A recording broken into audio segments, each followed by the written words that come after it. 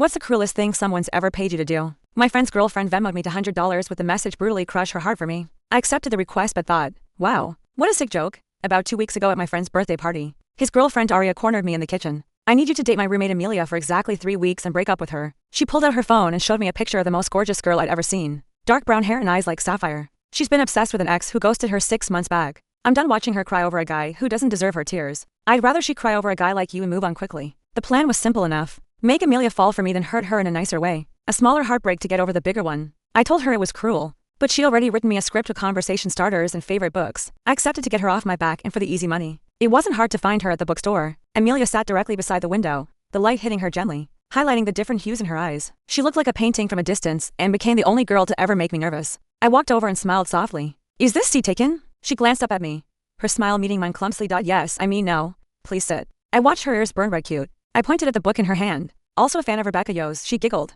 You know this is a romance book for women, right? I shrugged. Yeah, well, I like the dragons. That made her laugh harder, which made me feel relieved. Aria had sent me cliff notes late at night, and I'll be honest, I wasn't very good at memorizing. But I did remember seeing the word dragons. The rest of the book club date went smoothly to the point where half of the time I wasn't acting, and we ended up staying in the parking lot talking until closing time. When Amelia mentioned her ex and got the sad look, it snapped me back, right? The favor, I thought. Feeling kind of disappointed almost. The second date felt dangerously real. I picked up Amelia from the book club on my motorcycle, putting on a worn leather jacket that had been hidden for months after my dad passed. She got on the bike full of fear and excitement, like a kid on a field trip for the first time. Amelia screamed as I took her along the winding roads and gasped. When she saw the spot overlooking the city, they looked like stars, she shouted. We both stared out at the twinkling view of the skyline. The sound of crickets around us made it feel like we were in our own world. It's funny, I said, licking my lips anxiously. I don't usually bring people up here. She raised an eyebrow and jabbed me with her elbow playfully. Oh, and why's that? I shook my head at her tone and took in a deep breath. This is where I came after my dad died. He and I used to go on rides together up here for years. I turned away, fighting back emotions that I hid away carefully to protect myself. Amelia slipped her hand in mine and squeezed hard. It's okay. I'm glad I can share this with you.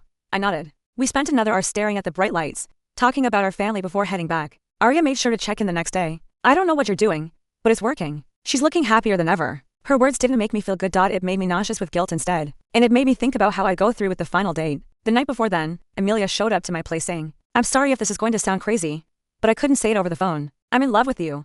And I hope you are, too. She stood at my doorway, fidgeting and breathing heavily from her nerves. I had never felt more happy and heartbroken all at once. I'm sorry, but I don't feel the same way, I said through my teeth. I tried to close the door, but she stepped her foot through to stop me. But what about the things before? I shook my head and looked away, doing my best to keep things together.